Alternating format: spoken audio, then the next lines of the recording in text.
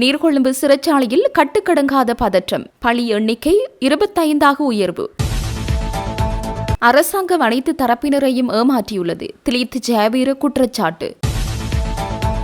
வேலை கேட்டுச் செல்லும் பட்டதாரிகளை அடித்து விரட்டுகிறது அரசாங்கம். நாமல் குற்றச்சாட்டு. கோட்டாபயவின் இயற்கை உர திட்டத்தை அளித்தது அசோக ரன்வளவே. பிரசாத் சிறைவர்த்தன பகிரங்கம்.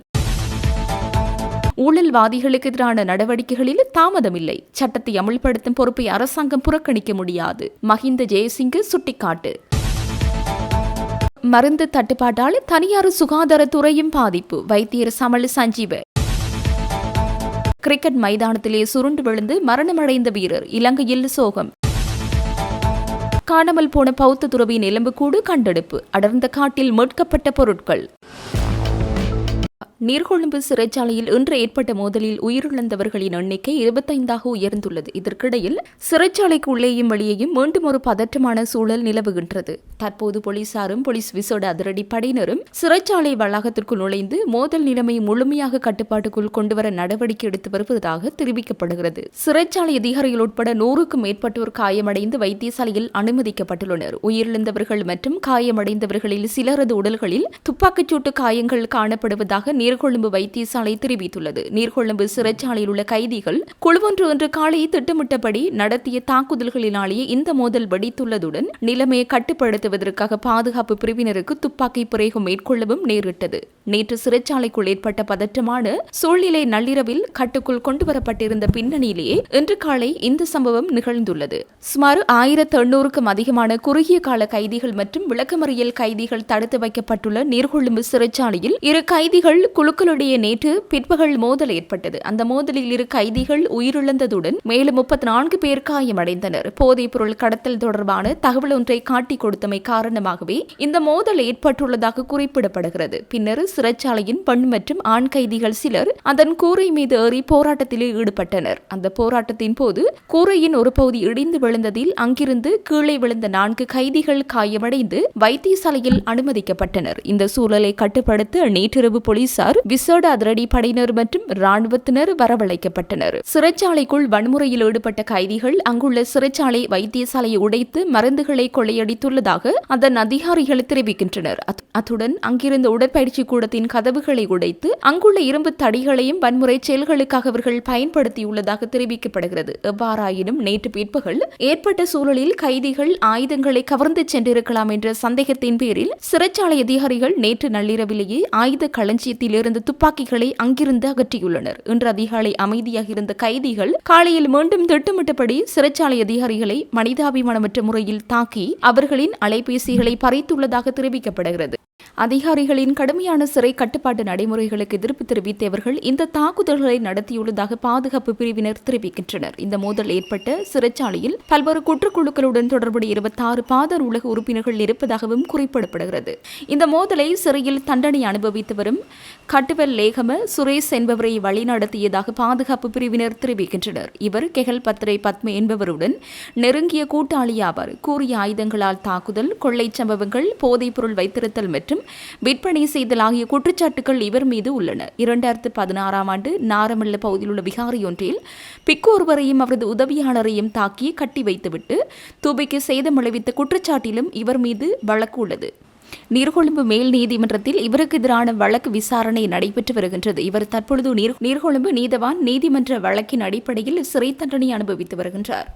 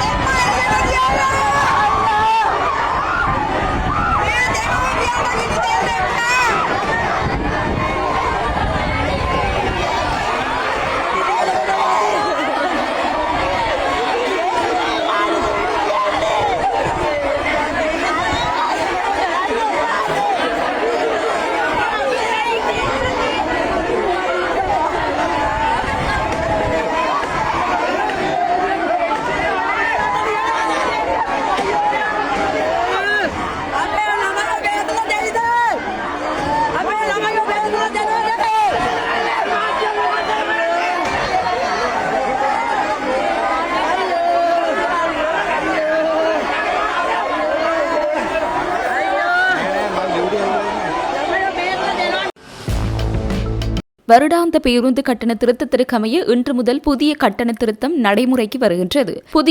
இந்த கட்டண திருத்தத்தின்படி பேருந்து கட்டணங்களை 12% முதல் 20% வரை அதிகரிப்பதற்கு தேசிய போக்குவரத்து ஆணைக்குழு அண்மையில் அனுமதி வழங்கியிருந்தது. அதன்படி இதுவரை 30 ரூபாவாக இருந்த ஆக குறைந்த பேருந்து கட்டணம் 34 ரூபாவாக அதிகரிக்கப்பட்டுள்ளதுடன் அதற்கு இணையாக சொகுசு பேருந்து கட்டணங்களும் அதிவேக வீதிகளுக்கான பேருந்து கட்டணங்களும் அதிகரிக்கப்பட்டுள்ளன. நடைமுறைக்கு வரும் புதிய பேருந்து கட்டண திருத்தம் குறித்து பேருந்து ஊழியர்களுக்கு தெளிவுபடுத்தி பயணச்சீட்டு வழங்கும் இயந்திரங்களை புதுப்பித்துக் கொள்ளுமாறு அறிவுறுத்தல்கள் வழங்கப்பட்டுள்ளதுடன் அது தொடர்பான சோதனைகள் இன்று முதல் நாடு தழுவிய ரீதியில் முன்னெடுக்கப்பட உள்ளதாக தேசிய போக்குவரத்து ஆணைக்குழு தெரிவித்துள்ளது. இருப்பினும் பயணச்சீட்டு வழங்கும் இயந்திரங்களை புதுப்பிப்பதற்கு இன்னும் 2 நாட்கள் வரை ஆகலாம் என இலங்கை தனியார் பேருந்து உரிமையாளர்கள் சங்கத்தின் தலைவர் கெமுனு விஜயரத்ன தெரிவித்துள்ளார்.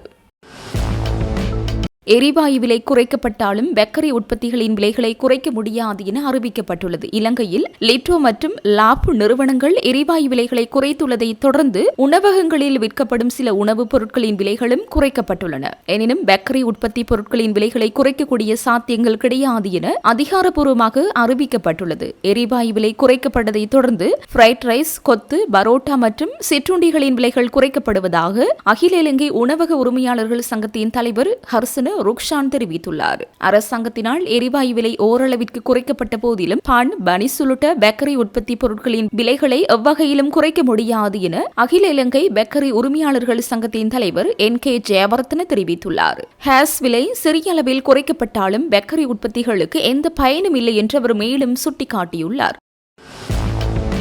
பொதுமக்களுக்கு அசாத்தியமான எதிர்பார்ப்புகளையும் பொய் வாக்குறுதிகளையும் வழங்கி அதிகாரத்தை கைப்பற்றிய தற்போதைய அரசாங்கம் நாட்டின் இளைஞர் சமூகத்தின் எதிர்காலத்தை முற்றாக நாசமாகியுள்ளதாக ஸ்ரீலங்கா பொதுஜன பெரமுனவின் தேசிய அமைப்பாளர் நாடாளுமன்ற உறுப்பினர் நாமல் ராஜபக்ச குற்றம் சாட்டியுள்ளார். மக்கள் சந்திப்பொன்றில் கலந்து கொண்டு உரையாற்றும் போது அவர் இந்த விமர்சனங்களை முன்வைத்துள்ளார். தற்போதைய அரசாங்கம் ஆட்சிக்கு வரும்போது நாட்டின் தற்கால இளைஞர் தலைமுறைக்கு புதியதொரு நம்பிக்கையை தருவதாக கூறியது.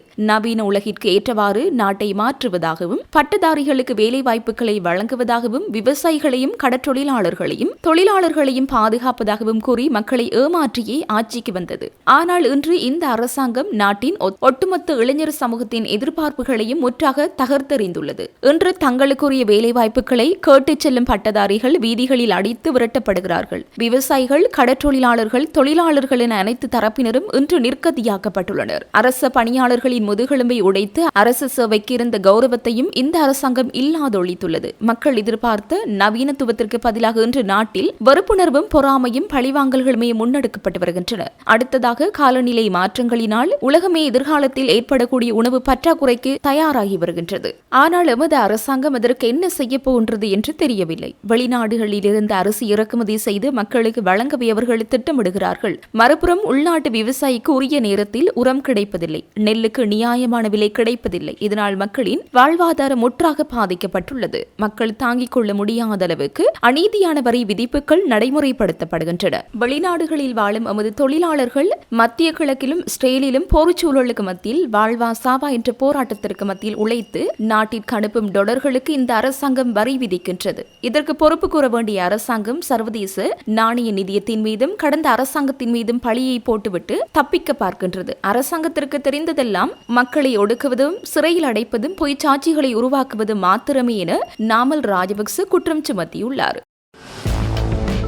தற்போதைய அரசாங்கம் தொழில் முனைவோர் உட்பட தங்களை ஆட்சிக்கு கொண்டு வந்த அனைத்து தரப்பினரையும் ஏமாற்றியுள்ளதாக சர்வஜன அதிகாரத்தின் தலைவரும் பாராளுமன்ற உறுப்பினருமான திலித் ஜெயவீர தெரிவித்துள்ளார். தைரியமான மனிதர்களை உருவாக்கவும் தொழில் முனைவோருக்கு கை கொடுப்போம் என்ற தலைப்பில் நேற்று கோட்டையில் நடைபெற்ற தொழில் முனைவோர் மற்றும் மக்கள் சந்திப்பில் கலந்து கொண்டு உரையாற்றும் போது இவர் இந்த கருத்துக்களை வெளியிட்டார். தொடர்ந்தும் கருத்து தெரிவித்த அவர், இந்த அரசாங்கத்திற்கு வாக்களித்த மக்கள் இதன் மீது பெரும் நம்பிக்கை வைத்திருந்தனர். கடந்த 76 வருடங்களாக நடக்காத ஒரு பெரிய விஷயம் நடக்கப் போகிறது என்று அவர்கள் அரசியல் மேடைகளில் பேசினார்கள். கனிம மணலை எப்படி பயன்படுத்துவது, வாழைத்தண்டை எப்படி பொருத்துவது போன்ற உதாரணங்களை கூறி இப்படித்தான் நம் நாட்டு மக்களுக்கு நாம் உயிர் கொடுப்போம் என்றார்கள். ஆனால் வாழைத்தண்டை இழுத்தாலும் உயிர் வரவில்லை. அவர்கள் நீண்ட காலமாக ஏழை எளிய மக்களை பற்றி பேசினார்கள். எழுந்திருங்கள், எழுந்திருங்கள், உங்கள் முறை வந்துவிட்டது என்றார்கள். மக்களும் அதை நம்பினார்கள். ஆனால் இன்று இந்த நாட்டின் தொழில் முனைவோருக்கு என்ன நடந்துள்ளது? எந்த ஒரு இரக்கமும் இல்லாமல் நன்றாக நடந்து கொண்டிருக்கும் வணிகங்களை அகற்றுவதற்கு பிரதேச சபைகள் மூலம் எவ்வளவு நடவடிக்கைகள் எடுக்கப்பட்டுள்ளன. அதுதான் பொறாமைத்தனம். ஒரு நல்ல மனிதரை பார்க்கும் போது அல்லது ஒரு மனிதன் நன்றாக இருப்பதை பார்க்கும் போது உடலில் இருந்து இந்த பொறாமை குணம் வெளிவருகிறது.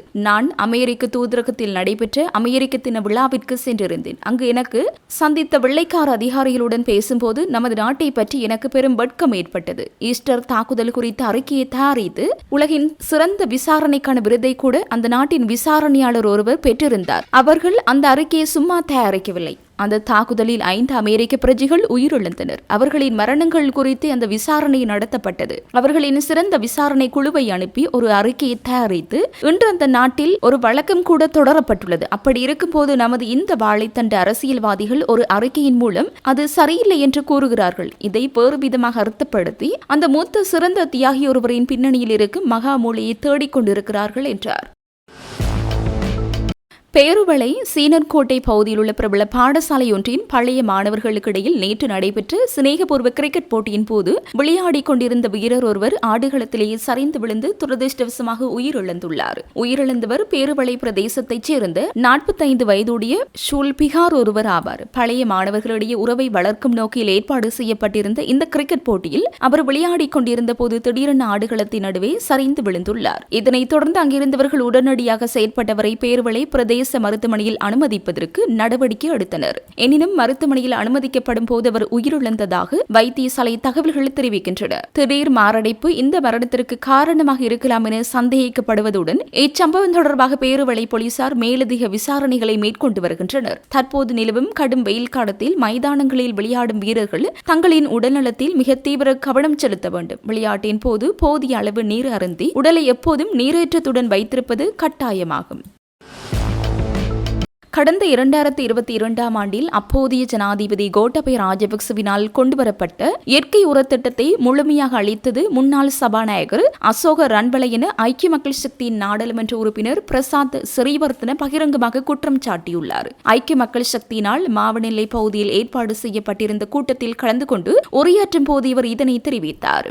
இயற்கை உரத்திட்டம் ஏன் தோல்வியடைந்தது என்று நான் முன்னாள் ஜனாதிபதி கோட்டபய ராஜபக்சவிடம் நேரடியாக கேட்டபோது அவரை அந்த உண்மைகளை ஒப்புக்கொண்டார். கோட்டபய ராஜபக்சவுக்கு தெரியாமல் இந்த இயற்கை உரத்திட்டத்தை முழுமையாக பொறுப்பேற்று தனது நிறுவனத்தின் ஊடாக அசோக ரன்பலவே அதை நடத்தினார். பேச்சுவார்த்தை மேசைகளில் அமர்ந்து கொண்டு கோட்டாபயவுக்கு அவரை முழுமையான நம்பிக்கை அளித்தார். ஆனால் அவர் ஜேவிபியின் முக்கிய உறுப்பினர் என்பது கோட்டாபய ராஜபக்சவுக்கு தெரிந்திருக்கவில்லை. தேர்தலில் தோல்வியடைந்ததன் பின்னரே அசோக ரன்பல ஜேவிபி காரர் என்ற உண்மை கோட்டாபய தெரிய வந்தது. அரசாங்கம் ஆட்சிக்கு வருவதற்கு முன்பாக ஜேவிபியினர் ஊழல் செய்யவில்லை என்று கூறுவது முற்றிலும் தவறானது. அவர்கள் 2024ஆம் ஆண்டுக்கு முன்பே உண்மையான திருட்டுக்களை செய்து அந்த பணத்தை முதலீடு செய்துள்ளனர். அவ்வாறு இல்லை என்றால் குற்றச்சாட்டுக்குள்ளாகியுள்ள குமார ஜெயக்கொடி போன்றவர்கள் இவ்வளவு சுதந்திரமாக நடமாட முடியாது. அதேபோல் தற்போதைய ஜனாதிபதி அனுரகுமார திசாநாயக்க விஜயதாச ராஜபக்சவின் வீட்டில் பெயர் குறிப்பிடப்படாத ஒருவரிடமிருந்து 25 லட்சம் ரூபாய் பணத்தை பெற்றுள்ளார். அனுரகுமார லட்சக்கணக்கில் பணத்தை பெறும்போது பரிசென்றும் நாட்டின் ஏனைய பொதுமக்கள் அதை யாராவது பெற்றால் அது திருட்டென்று முத்திரை குத்தப்படுவது எந்த வகையான கோட்பாடு என்பதை ஜேவிபியினர் நாட்டு மக்களுக்கு விளக்க வேண்டும் என்று அவர் மேலும் தெரிவித்தார். நாட்டில் ஊழல் மற்றும் மோசடிகளில் ஈடுபட்டவர்களுக்கு எதிராக முன்னெடுக்கப்படும் சட்ட நடவடிக்கைகளில் எந்தவித தாமதமும் இல்லை. ஏற்கனவே பலர் சிறையில் உள்ளதுடன் மேலும் பலர் நீதிமன்றங்கள் மற்றும் விசாரணை அமைப்புகளின் முன் நிறுத்தப்பட உள்ளதாக தொழில் பிரதி அமைச்சர் மஹிந்த ஜெயசிங்க தெரிவித்தார். கொழும்பில் நடைபெற்ற நிகழ்வொன்றின் பின்னர் ஊடகங்களுக்கு கருத்து தெரிவிக்கும் போது அவர் மேற்கண்டவாறு தெரிவித்தார். அவர் மேலும் தெரிவிக்கையில் ஊழல் மற்றும் மோசடிகளில் ஈடுபட்டவர்களுக்கு எதிராக நடவடிக்கை எடுப்பது அரசாங்கத்தின் முக்கிய பொறுப்பாகும். இது ஒரு அரசியல் பழிவாங்கல் நடவடிக்கை அல்ல, மக்கள் எமக்கு வழங்கியுள்ள ஆணையை நடைமுறைப்படுத்தும் செயற்பாடாகும். எனவே யார் எந்த பதவியில் இருந்தாலும் சட்டத்தின் முன் அனைவரும் சமமானவர்களே. ஏற்கனவே பலர் சிறையில் உள்ளனர், இன்னும் பலர் சட்டத்தின் முன் நிறுத்தப்பட வேண்டிய நிலை உள்ளது. முன்னாள் ஜனாதிபதிகள், முன்னாள் பிரதமர்கள், அமைச்சர்கள், பாராளுமன்ற உறுப்பினர்கள், உள்ளூராட்சி அமைப்புகளின் உறுப்பினர்கள் உள்ளிட்ட பல்வேறு தரப்பினருக்கு எதிராக குற்றச்சாட்டுகள் முன்வைக்கப்பட்டன. செய்யப்பட்டுள்ளன. இவை தொடர்பான விசாரணைகள் உரிய சட்ட நடைமுறைகளுக்கு அமைய முன்னெடுக்கப்பட்டு வருகின்றன. சிலர் ஊழல் குற்றச்சாட்டுகளுக்குள்ளான அனைவரும் கைது செய்யப்பட்டால் எதிர்க்கட்சி இல்லாமல் போய்விடும் என்று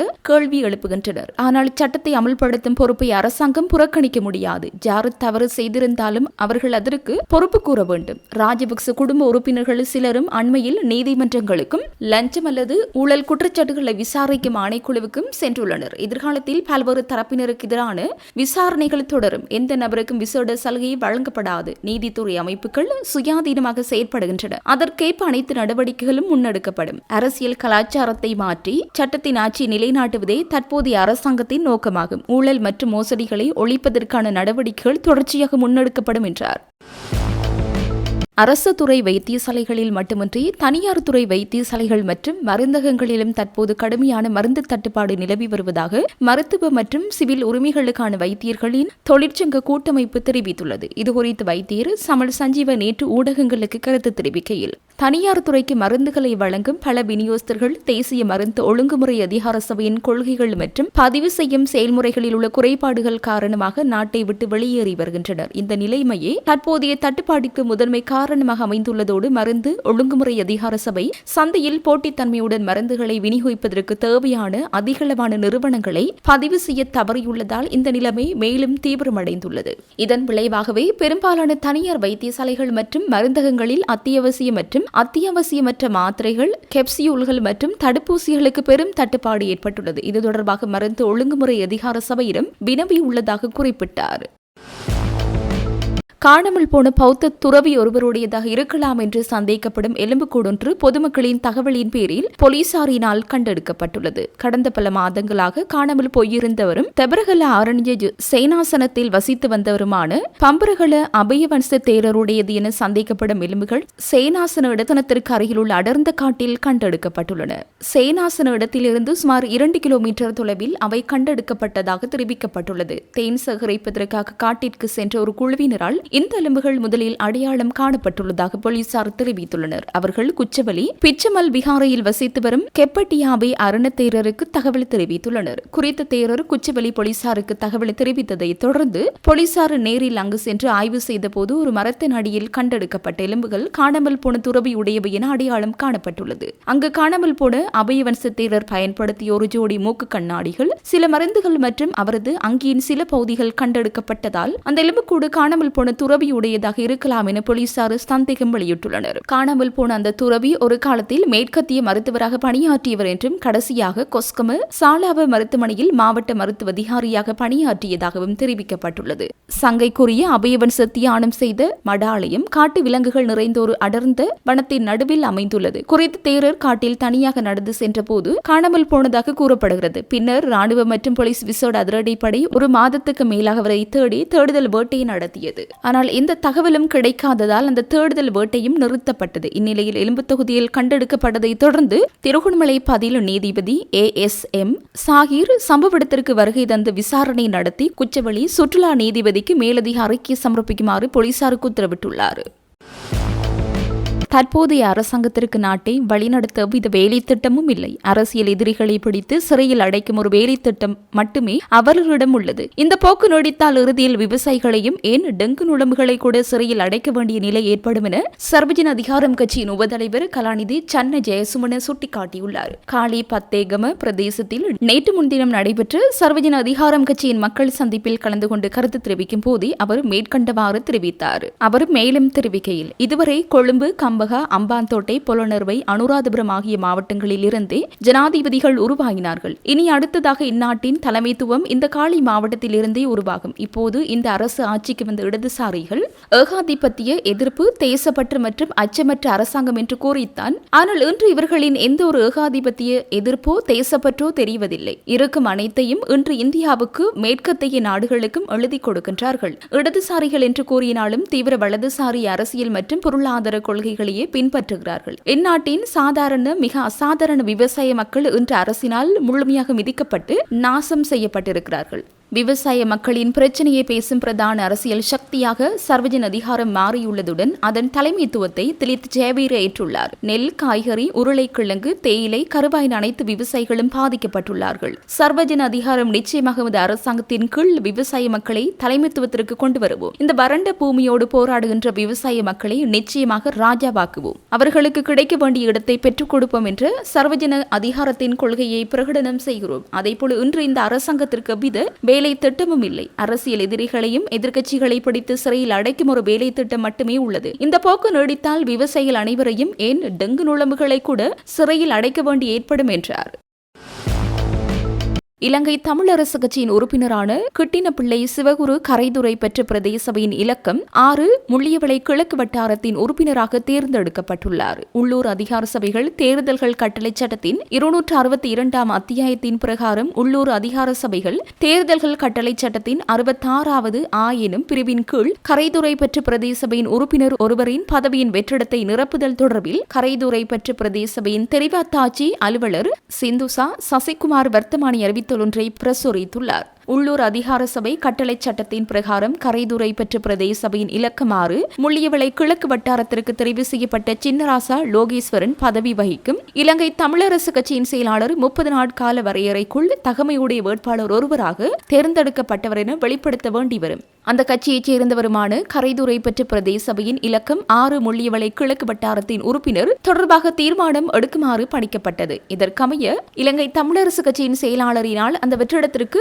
கிட்டினப்பிள்ளை சிவகுரு என்பவரை பெயர் குறித்து நியமிக்கும் தீர்மானத்தை அறிவுறுத்தியுள்ளார். இதற்கமைய உள்ளூர் அதிகார சபை தேர்தல்கள் கட்டளை சட்டத்தின் 66 எனும் பிரிவின் நியதிகளுக்கமைய கிட்டினப்பிள்ளை சிவகுரு என்பவர் கரைதுறை பெற்ற பிரதேச சபையின் இலக்கம் 6 முள்ளியவளை கிழக்கு வட்டாரத்தின் உறுப்பினராக தேர்ந்தெடுக்கப்பட்டுள்ளார். இலங்கை வரலாற்றில் முதன்முறையாக முன்னாள் ஜனாதிபதி ஒருவரை 90 நாட்கள் தடுத்து வைத்து விசாரணை செய்வதற்காக குற்றப்புலனாய்வு திணைக்களத்தின் 4வது மாடிக்கு அழைக்கப்பட உள்ளதாக தெரிவிக்கப்படும் செய்தி ஒன்று சமூக வலைதளங்களில் வேகமாக பரவி வருகிறது. இருப்பினும் இது தொடர்பில் குற்றப்புலனாய்வு திணைக்களத்தின் எவ்வித உத்தியபூர்வ அறிவிப்பும் வெளியாகவில்லை. பௌத்த துறவி ஒருவரின் பெயரிலான போலி சமூக வலைதள கணக்கொன்றில் இருந்து முதலாக இந்த தகவல் பகிரப்பட்டதாக தெரிவிக்கப்படுகின்றது. இதனையடுத்து குறித்த தகவல் தற்போது பல்வேறு தரப்பினரால் பரப்பப்பட்டு வருகின்றது. சமூக வலைதளங்களில் பகிரப்பட்டு வரும் அந்த பதிவில் எந்த ஒரு நம்பகமான ஆதாரமோ அல்லது அதிகாரப்பூர்வ விவரங்களோ உள்ளடக்கப்படவில்லை. விசாரிக்கப்பட உள்ளதாக கூறப்படும் முன்னாள் ஜனாதிபதி ஜார் அல்லது அவர் மீது சுமத்தப்பட்டுள்ள குற்றச்சாட்டுகள் எவை என்பது பற்றிய எந்த ஒரு குறிப்பிட்ட தகவலும் அந்த பதிவில் குறிப்பிடப்படவில்லை. எனவே உத்தியபூர்வ அறிவிப்புகள் ஏதுமின்றி சமூக வலைதளங்களில் பரவும் இவ்வாறான வதந்திகள் குறித்து பொதுமக்கள் விழிப்புடன் இருக்குமாறு கேட்டுக் கொள்ளப்பட்டுள்ளமை குறிப்பிடத்தக்கது.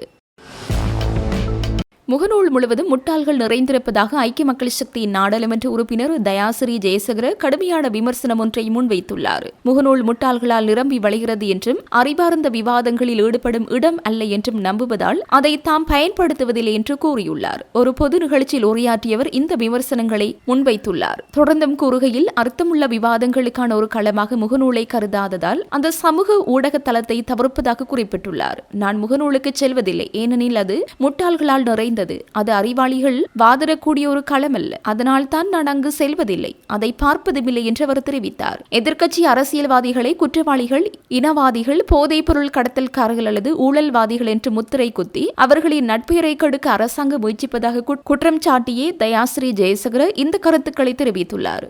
எதிர்க்கட்சி தலைவர்கள் மீது இதுபோன்ற முத்திரைகள் குத்தப்பட்டதால் தங்கள் மீதான களங்கத்தை துடைத்து அரசியல் பணிகளை தொடர்வது கடினமாகிவிடும் என்றும் அவர் சுட்டிக்காட்டியுள்ளார்.